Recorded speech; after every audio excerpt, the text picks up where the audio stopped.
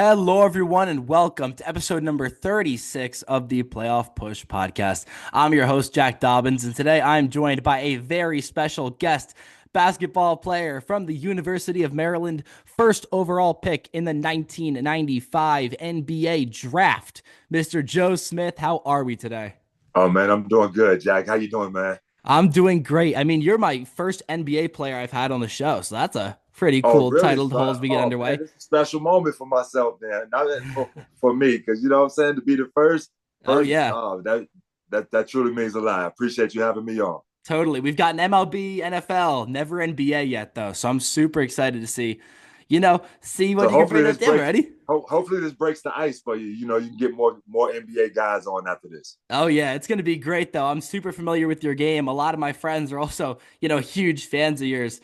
So of Oh, course, as I just said, first overall pick in the 1995 draft, that put you under a super intense spotlight at the very start of your career. My first question is, what's one like surprising or unexpected challenge that comes with being the first overall pick? the first of all, the challenge is like you say, it puts a target on your back. You know, you're obviously going into a league where a man's league to where you're obviously you're trying to learn the game and figure things out along the way. But at the same time, you have that target on your back because a lot of those guys, you know, they want you to prove that you deserve to be that number one pick. So I had to really, you know, lock in my first year and know that everybody, every team, every player I went up against was going to go come at me, you know, with everything they have to try to make me prove it. And you know, it was a challenge at first. It was a challenge at first because, like I said, I'm trying to figure my way out throughout the NBA game, but at the same time, on every night I have to be on my P's and Q's and understand that you know it's going to be a tough challenge for me. The surprises were I actually handled it well. You know, that was the biggest surprise, man. Is that you know my first year, especially you know coming in as a rookie as a number one pick, I felt like you know my rookie year was you know worthy of being rookie of the year. Although I didn't win it, I thought it was worthy of being you know named rookie of the year. So I felt that I handled the situations well. Game in and game out. I had some veterans on my team that really helped me prepare with Chris Mullin, Tim Hardaway, Latrell Sprewell, guys like that that really helped me prepare night in and night out for the longevity of the season. So that helped me out a lot. Yeah, 110%. I mean, I would totally agree. That rookie year was something special. But, Thank you. it was really hard to get there too. I mean, you played ball back at Maryland and you happened to play under someone who's not too arguably the greatest Maryland head coach of all time. You played under Gary Williams. What Yes. was it like playing under him and what was the biggest lesson he taught you that stuck with you through that rookie year and beyond?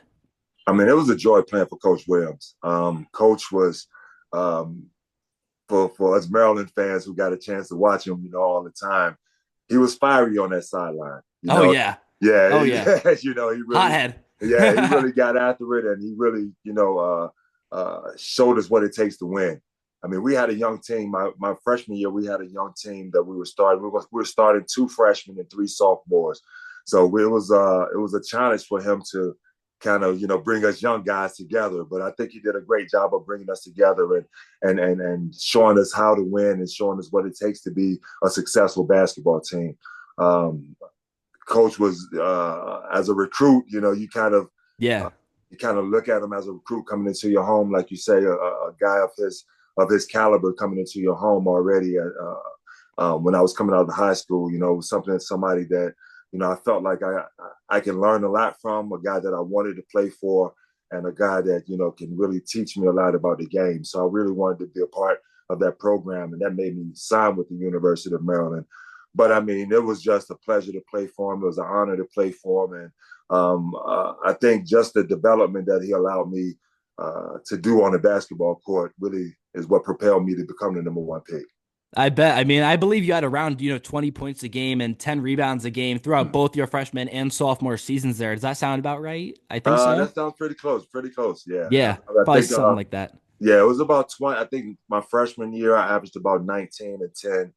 My Yeah. sophomore year was about 20 and 11 or 12, somewhere around there. Yeah, man. Wow. That's impressive, man. It really is. It really is. And that was at a time. I mean, I don't. a lot of guys may not remember, but Maryland was in the ACC at that time. Oh yeah. And the ACC was considered the best conference in the nation by all basketball minds at that time. So we went through some competition. We had a lot of tough competition from Carolina to Duke to Tim Duncan and those guys at Wake Forest and Georgia Tech. It was a battle at University of Virginia. So it was a battle. Yeah. It was a battle every night, and so you really had to come into. It was almost like an NBA field in the ACC at that time.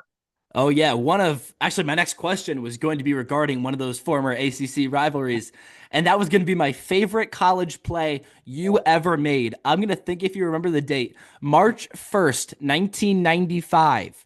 You're playing Duke, and you have a nice little tip in there right at the rim to beat my mother's alma mater of the really? Duke University Blue Devils. What was going through your mind during that moment, and how did that shot define your time at Maryland? I mean, it was crunch time. Obviously, we were in a tight battle with Duke at that time. I was at that point. I had 38 points, 19 rebounds at that point. Holy cow! And they had just came down and scored, tied it up, and we had the last possession. So it was obviously we wanted to take the last shot. Our point guard Dwayne Simpkins, he had the ball. We ran a pick and roll at top of the key. He came off, and I just rolled right to the basket. Nobody boxed me out. Nobody tried to put a body on me to make sure, I didn't get the rebound. So as the shot went up, my man went to contest, who was Cherokee Parks. He went to contest Dwayne Simpkins, and I just put myself in position to, if the ball came off the rim, to be there to tip it in or get the rebound or whatever, make a play that way. Fortunately, it came off perfectly. Oh, yeah, it did. Oh, yeah, it did. It came off perfectly right to me in the right spot, man. I was able to tip it in. But, I mean, that's one of the biggest moments, man, of my basketball career.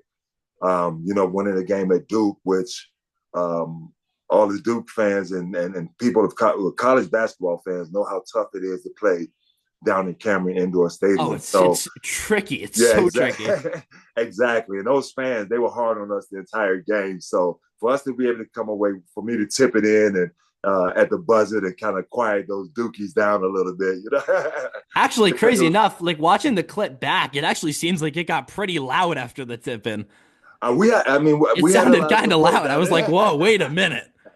We had a lot of support down there behind our bench, from Terps Nation. So oh yeah, that was a good thing about it. But just to see as we were going off the court, I'm looking at some of the Duke fans and some of the students, and they're over there crying and have tears in their eyes. That was probably the best feeling because they gave us hell the entire game.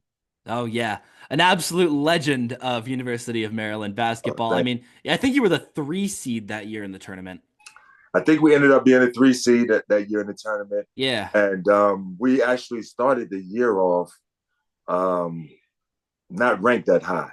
Yeah. We're not ranked that high. And we can end up upsetting a lot of teams on the way that season and coming away with a lot of big victories that season. That propelled us up to, I think we ended up number 3 in the nation at one point throughout that season. So I had a great sophomore year, and we had a great team that year. So it was a lot of fun, man, to be a part of.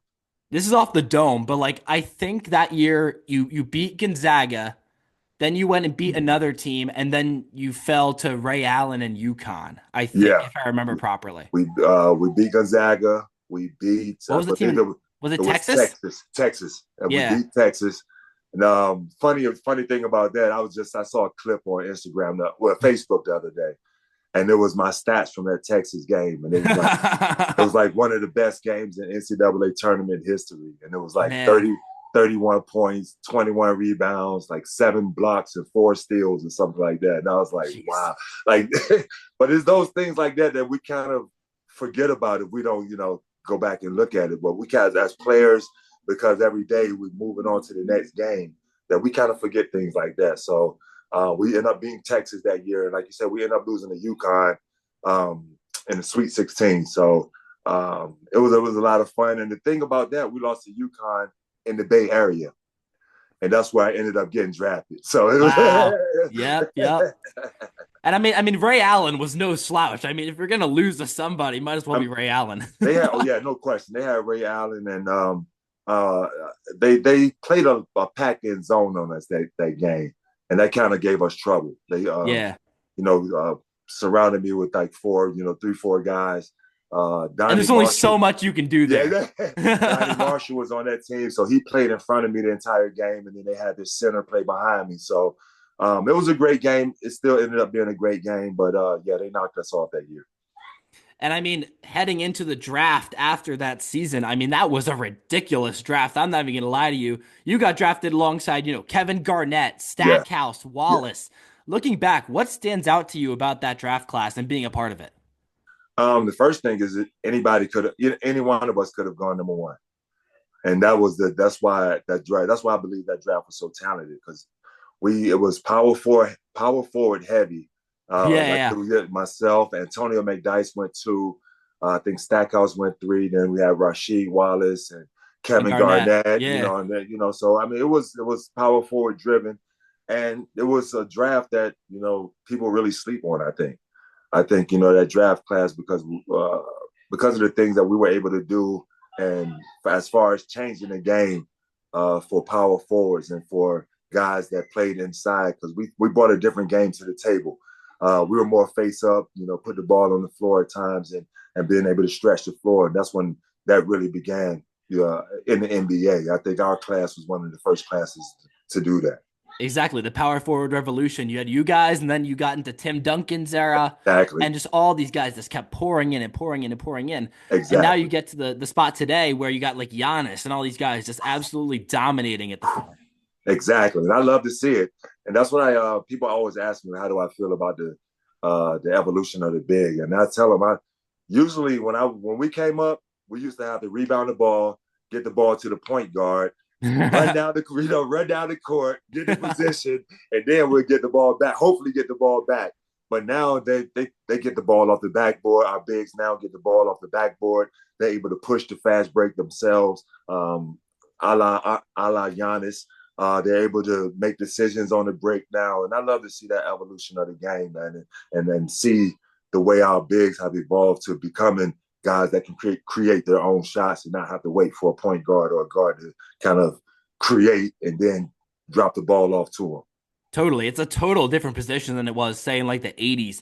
And I mean, your class was one of the main classes to be able to shift the game, Mm-hmm. not only in the positional sense, but in the way it's looked at by the league as like a legitimate position, not just a dish to the point guard and, get Right, off the backboard, right? You got right. to actually get up there and score with it.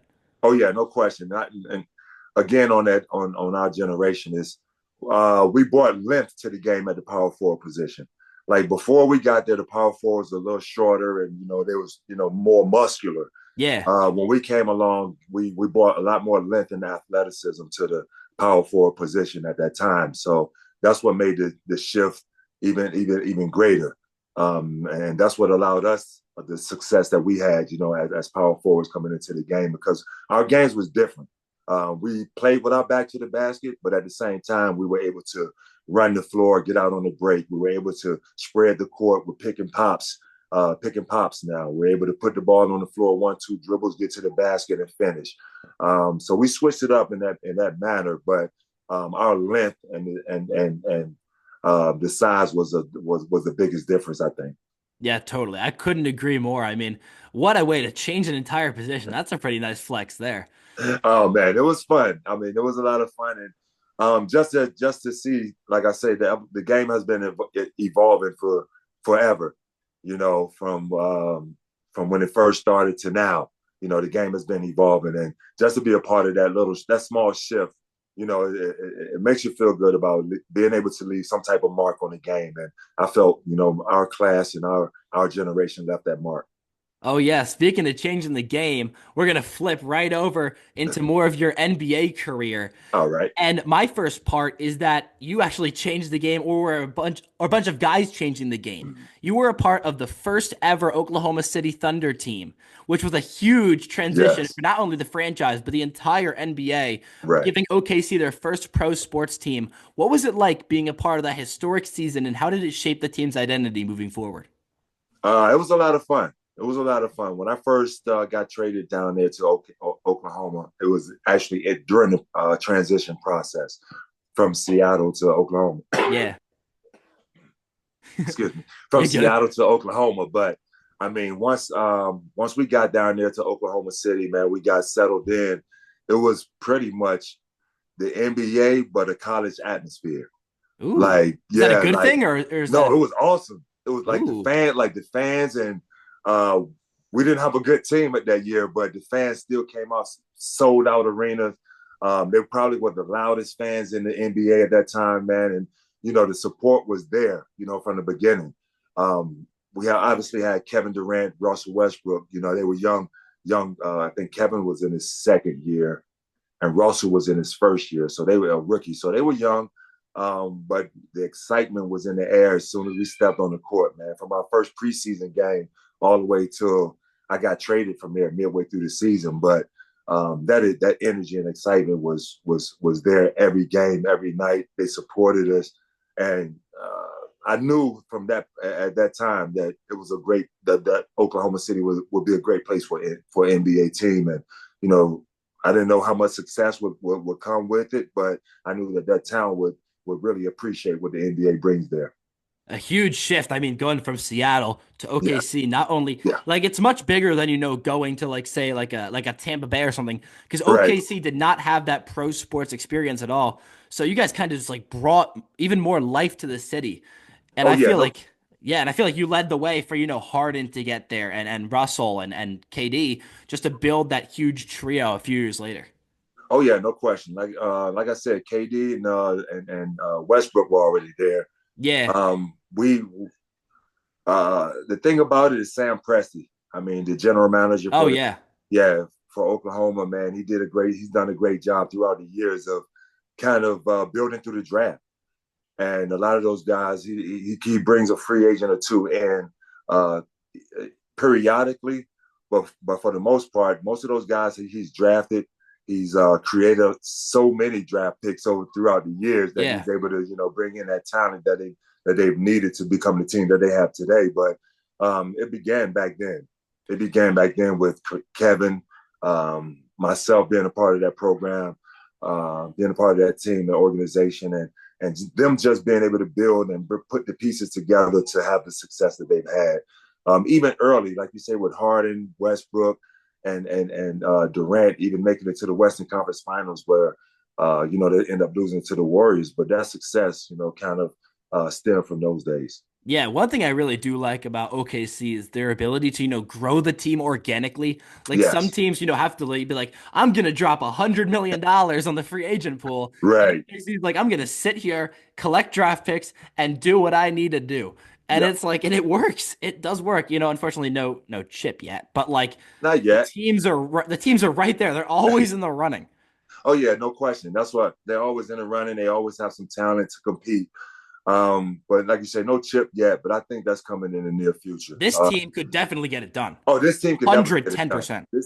I mean, as long as they stay healthy, they keep their bigs healthy, they keep their guards healthy, man. This team can definitely get it done.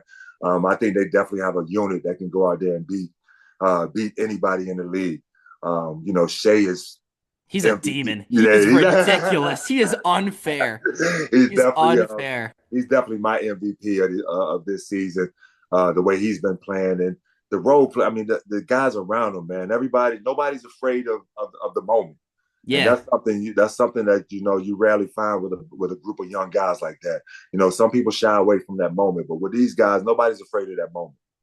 Yeah, like you got this one guy, Aaron Wiggins, coming out of nowhere. Like I'd never heard of the dude, and then he drops like 40 on my Knicks, and I'm just Exactly. like, dude, where did you come from? And that's what I love about their organization. Building through the draft, you have to be able to develop these kids. You have to be able to work with these guys with their skills to develop, whether it's during the off season or whether it's during the season. With a lot of some guys that might not be getting a lot of minutes during the game, but they're still developing during practice. They're still developing doing different workouts, and that's what Oklahoma has been able to do. That's what OKC has been able to do. They've been able to develop these guys to play to the best of their abilities. And a lot of coaches shy away from that. And I give them a lot of credit for being able to develop those guys and as they bring them in. Oh yeah, shout out OKC. I mean, Oh yeah, no hey, question. Shea right there in the MVP running, 110%. But you played with another perennial MVP right around your OKC tenure. You played with a man who's arguably the greatest basketball player of all time, LeBron James. Yes. My question is, what's something special about his leadership or mentality that fans don't see, but you guys actually on the court with him get a total Right. hold of? I mean, a lot of times you hear about people talk about how smart of a player he is, and that's something you can't deny. But I mean, it's his way that he communicates with his teammates. You know,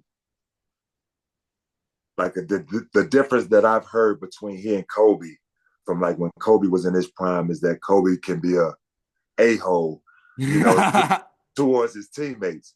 And that's something that I've never experienced with LeBron. I mean, whether you're out there playing well or whether you're out there, kind of all over the place, messing up, his way of communicating with his teammates is something that you kind of appreciate. Yeah. He's not jumping down your throat, pounding down your throat. He's coming to you as a man, but he's his way of letting you know what you did wrong, or what you could have done better, or how you can make an adjustment on certain things. There's a different approach than a lot of guys that I played with of his caliber. So it makes guys want to go out there and play hard with him. Makes guys want to run hard for him. Yeah, And do totally. different things for him because because of the way that he's able to kind of reel you in, but not with being a jerk about it. Yeah, 100%. Or being just going out of his way to make you look bad. He try to do it in a way that at the end of the day you're like, okay, you're right. I could do that better. I understand, and you can move on forward with it without having any type of animosity. Yeah, totally. That was something I assumed about LeBron, just because, with all due respect to Jordan, he Right, played with the same team for basically his entire career. right. LeBron went from Cleveland to Miami, back to Mm-hmm. Cleveland, and now to LA, and he's seen success in every single stint. And I mean, that's, with all due respect to the guys around him, that's pretty impressive having him as the common denominator and having Mm-hmm. all this success. He might not be 6-0, but he's made it to the finals 10 times That's what I with say. four different teams. It's crazy. That's what I say. People. I mean, they always say, "Well, he lost this many finals, but he made that many finals." Exactly. Like that's Exactly. like y'all just don't understand how hard it is year in and year out when you got teams gunning at you. Like teams were gunning for him, wherever, no matter Miami, Cleveland, and now in LA. I mean, teams are gunning to knock LeBron off the throne. So every year you have to deal with that, but yet you're still making it to the finals regardless of how many you lost, or regardless you're not undefeated in the finals, regardless of all that, you made it to the finals 10 times. Now that's incredible, and that's that's unheard of, but people tend to forget that, and that's a tough thing to do year in and year out. So I give them much credit for that. But it's always going to be some naysayers. And Exactly. that's something that at our level or any level of sports, we deal with it in college basketball, deal with it in high school basketball or football, whatever sport you may play. But there's always going to be some naysayers and doubters out there that you're going to have to deal with. So I give LeBron a lot of credit for dealing with that every year, and having to come into each season knowing you're going to have to deal with that for 82 games. Oh yeah. Off season you're going to have to deal with because of some of the decisions that your team may be making. So people automatically assume that you're involved in it. So there's all types of stuff that he has to deal with year in and year out, all year round. So I give him a lot of credit for having a tough skin to deal with that. 100%. Something I gotta say about, LeBron's finals record. Everyone that's hating on his, six finals losses, he still made it to the finals 10 Right. times more than they did. Exactly. While your team was at home watching, he was still in the finals, pursuing an Bingo. NBA championship. So I hate when people bring that up. Well, he lost a certain amount of. I don't care. He was there. he, Exactly. he That's was so there. crazy. Being able to flex, oh yeah, I played with LeBron, just as casually. I mean, it was a lot of fun, man. I tell you, back in those days, people used to talk about us a lot because we used to dance on the sideline. Like pregame warm-ups, our warm-up was like a party on the sideline. So people used to always, like around the NBA, they used to always give us hell about that, talk about we can't let a team that's coming in here dancing and doing this on the sideline, doing pregame intros, to come in here and beat us, but we still come away with some wins because of that guy there. Oh yeah, 100%. I mean, LeBron, for all your opposing teams, definitely a tough guy to guard. So my next question is, who's the toughest player you've ever had to guard? Toughest player early on, I tell people this all the time, is Shawn Kemp, the Rain Man from Seattle. Yeah, That's so yeah. funny. That's my friend's favorite player. Are you That's my friend's serious? favorite player. He's a Sonics OKC fan. His favorite player is Kev. That's so funny. When he hears this, he's gonna start losing his mind. That's so great. Couldn't Shawn have Kemp scripted it was any better. Shawn Kemp was a monster, man. He was, especially my first few years in the league, probably one of the most athletic and strongest guys that I played against. Early in my career, I saw him do some tremendous things out there on the court, and going up against him, man, you always had to be aware of him. You could never take your eyes off of him. He knew how to use his body. He knew how to use it well. There's great footwork around the basket, and he's obviously a great finisher. As we Yeah, know from the highlights, he was obviously a great finisher. But I mean, just his footwork and defensively, I don't think he got enough credit for what he was able to do defensively. He was undersized big, but he uses athleticism defensively to change shots and block shots around the basket. totally. I mean, you don't just become a six-time All-Star out of nowhere. I No, mean, not at clearly all. the skills were right there. See, and I didn't even know he was a six-time All-Star, but Yeah, people don't give him credit for that. So I mean, exactly, that proves that exactly. that there proves that he was obviously one of the top power forwards in the league at that time.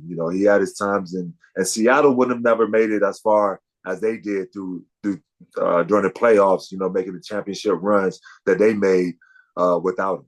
Yeah, totally. I think he was six-time All-Star, three-time All-NBA, if I remember That's properly. that's incredible. So I That's mean, that's incredible. one heck of a career right there. I couldn't have scripted that any better. That's so perfect. Hey John, there you go, boy. My guy John. That's so funny. That's amazing. Whew. I mean, we're talking about all these teams you played for. You played Yeah, 16 seasons in the league with 12 separate teams. yeah. My next question is, what's one underrated skill that helped you stay in the league for so long and bring so much fruition to so many teams? Um, I mean, it's a skill, but it's not a basketball skill. But just my professionalism. Okay. People don't understand that being on time for practice, being on time for the bus, being a good teammate, being a good guy in the locker room, great guy in the locker room, being coachable, um, you know, and so on and so on. Just the Exactly, things, yeah. yeah, just the things that people don't see off the court. As you get older, your skills start to diminish a little bit, which happens to everybody except for LeBron, which happens to everyone except him so far. But as you get older, people want you to stick around and be a vet, be that veteran leadership, be that veteran leader in locker rooms. And if you don't have that type of professionalism that they're looking for, then your career is not 10, 12 years is probably the length of your career. But my last 3 or 4 years, man, I was that veteran leadership in the locker room. I was the voice of the coach, like an extension of the coach in the locker room, and I was able to help the younger guys the way my veterans helped me come in and understand and develop, uh, understand what it takes to make it through an 82 game season, and to be prepared for games night in and night out. At that time, not a lot of us were the load management wasn't a thing, so a lot of us had to really prepare Yeah, and totally. and make sure our body was ready for the next game. So I was that veteran leader towards the end of my career that helped the younger guys understand that. I love that answer because usually someone would talk about, oh, like just like stay in the weight room or, Right. keep working on I your mean, all agility. those are definitely key. 100%. But I love the professionalism answer. You got to be, the first guy in, last Yeah, guy out to show the exactly. future stars what a player's meant to be. So they not only you can succeed as a mentor, but they can succeed in their blossoming careers. I love that answer. Exactly. Appreciate it. And that's, I mean, that's what, um, and like I said, that's goes with the evolution of the game. The more you're able to have the veteran guys stick around and show these younger guys how to be professional and how to be uh, uh, great people, not just great players, but great people, then 100%. the further the game is going to go. And I think it'll always be in a good space as long as you got guys able around that's able to do that. Love that. Love that. I got two final questions for you. All right. Yes, sir. All right. Next, second to last one we got right here. What's the biggest misconception about life in the NBA that the average fan might have that's just totally wrong? Um, Can be about biggest, anything. It doesn't have to be about the game necessarily. yeah. Just anything about the life of a basketball player. Um, the thing about women, about because a lot of people think that just that women are just all over the place. Women are just in hotel lobbies and we're just waiting for NBA to be like a lot of people just like it's unlike it. Is tremendous. It's crazy sometimes with the stories and the thoughts that people come to me with about how they vision the women all around, all around us. But so I don't. That's not. That's false. That's false. I mean, that we have times and opportunities where we, do go out and, meet people and meet women, but it's not like, just a flock of women Oh in a yeah. hotel lobby just sitting around waiting for guys to come out, or, a flock of or women just, kind of just throwing themselves, Oh yeah. at our feet or at our beck and call. You It gotta doesn't. live, breathe, and die basketball. Exactly, and that's the thing about it. A lot of us really lock in on our craft and try to and continue to work on that and not really get lost in the off the court distractions. Yeah, no, that sounds good to me. I mean, the better Yeah, you play on the court, clearly the better your life's gonna be, right? I mean, I being mein able to flex, I was like an my NBA player, man. like my mom always told me that the women are going to be there, regardless. So I mean, just continue to work on your craft, continue to do what you have to do to uh, be a better person, be a better player, be a better whatever it may be. But the women are going to be there, so that's Oh not yeah. you got to go out there and search for it, and go out there and try to. I guess find Yeah, party with them every night or whatever yeah. it may be. Always got to work on being a better man over everything. Yo, yeah, no question. No question. Always. 100%. All right, my final question, basketball related question. This is a deep thought type thing. If you were commissioner for a day, what's one rule in the NBA you would change? One rule in the NBA I would Could be change. for any reason. I would bring the physicality back. There we go. I would make the game more physical. I would, all the touch fouls, I would not call those as much. I would bring the check back where, guys cutting and you can bump them. Oh yeah. As long as you're not, as long as it's not over, Not intentionally trying to yeah, injure exactly. someone. Yeah, trying to If injure it's a someone. basketball mentality, I mean, Yeah, sure, exactly. I let it mean, go. you want to do whatever you can um, to try to increase the scoring. I understand that, but at the same time, you're giving them too much of an advantage. If I can't touch them at all, or if I can't, put my hands on them, if I can't, put a little elbow on them, I can't feel them and feel get a feel for what they're trying to do, then the defense is always going to be at a disadvantage. So I'll bring a little more of the physicality back.